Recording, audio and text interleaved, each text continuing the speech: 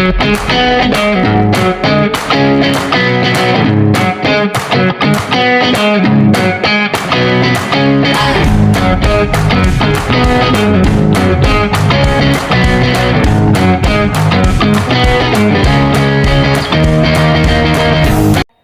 saya memulai presentasi kita, izinkan saya untuk membacakan sebuah pantun. Menanam pohon di tengah taman, tumbuh subur karena disiram. Mari belajar dengan semangat dan iman, ilmu bertambah hati pun tentram. Assalamualaikum warahmatullahi wabarakatuh. Sebelumnya, terima kasih kepada dosen pengampu kita, Bapak Muhammad Yusuf SAG MPD. Dan perkenalkan, nama saya Sari Ayu Astuti dengan NIM 2012301407 dari Prodi Pendidikan Agama Islam semester 4 kelas 4H. Baiklah, saya akan menjelaskan materi dari kelompok 9, yaitu yang berjudul Dzau al-Furud dan As-Sabah. Pengenalan Dzau al-Furud dan As-Sabah dalam ilmu waris Islam. Ilmu waris Islam atau faraid adalah disiplin ilmu yang mengatur pembagian harta peninggalan seseorang yang meninggal dunia kepada ahli warisnya. Sistem ini didasarkan pada prinsip-prinsip keadilan dan keseimbangan yang ditetapkan dalam Al-Quran dan Sunnah. Dalam memahami faraid, dua konsep kunci yang sangat penting adalah Dzau al-Furud dan As-Sabah. Dzau Furud adalah ahli waris yang baginya telah ditetapkan secara spesifik dalam syariat, sementara As-Sabah adalah mereka yang menerima sisa harta setelah bagian Dzau al-Furud dibagikan. Memahami kedua kategori ini adalah fondasi untuk menguasai ilmu waris Islam, memastikan bahwa hak setiap ahli waris terpenuhi sesuai dengan ketentuan ilahi. Baiklah, selanjutnya ada pengertian dan dasar hukum Dzau al-Furud, ahli waris dengan bagian tetap. Pengertian Dzau al-Furud merujuk pada ahli waris yang bagian warisannya telah ditetapkan secara pasti dan rinci. Dalam Al-Quran, bagian-bagian ini bisa berupa setengah, seperempat, seperdelapan, sepertiga, seperenam, atau 2/3 dari total harta warisan. Penentuan bagian ini tidak dapat diubah atau disesuaikan kecuali ada kondisi khusus yang mempengaruhi hak waris mereka. Dan ada juga dasar hukum. Dasar hukum Dzawil Furud secara eksplisit disebutkan dalam beberapa ayat Al-Quran, terutama dalam surah An-Nisa ayat 11, 12, dan 176. Ayat ini merinci bagian-bagian untuk anak perempuan, istri suami, ibu ayah, dan saudara-saudara seibu. Ketentuan ini menunjukkan pentingnya keadilan dalam distribusi harta untuk mencegah perselisihan dan memastikan hak setiap individu.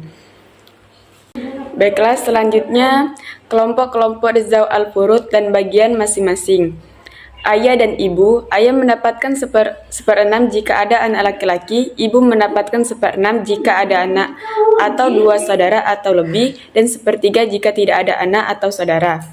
Suami dan istri, suami mendapatkan setengah jika tidak ada anak, dan seperempat jika ada anak. Istri mendapatkan seperempat jika tidak anak, dan seperdelapan jika ada anak.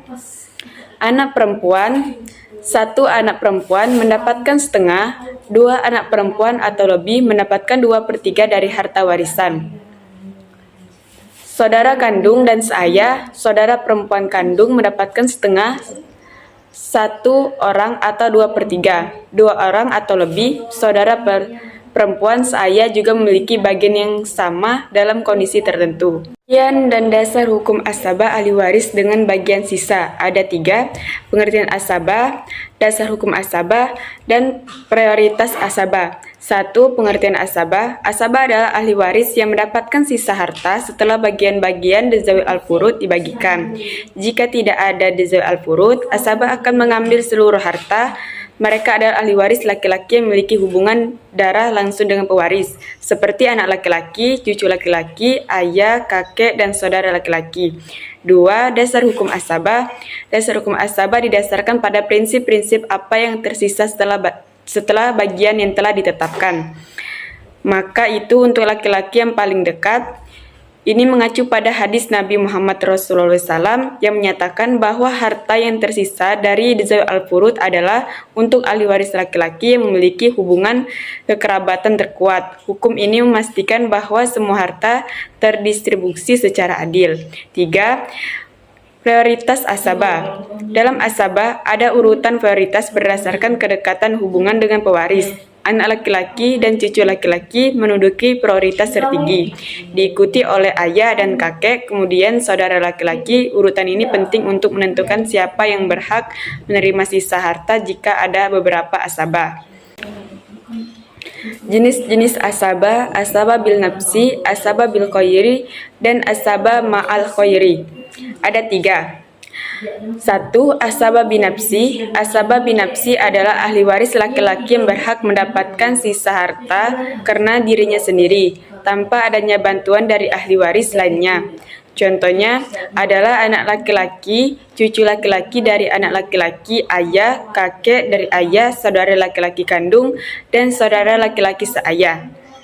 2. Asabah bil khair. Asabah bil khair adalah ahli waris perempuan yang menjadi asabah karena adanya ahli waris laki-laki yang sederajat dengannya. Contohnya adalah anak perempuan dengan anak laki-laki, cucu perempuan dengan cucu laki-laki, dan saudara perempuan kandung dengan saudara laki-laki kandung. Dalam kasus ini, bagian mereka adalah 2 bagian 1 untuk laki-laki. 3. Asabah ma'al khair.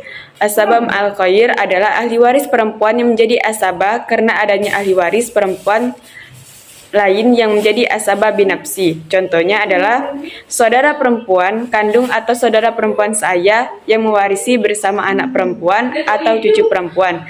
Dalam kondisi ini mereka akan mendapatkan sisa harta setelah bagian Dzawil al-Furud terpenuhi. Baiklah, selanjutnya saya akan membacakan kesimpulannya.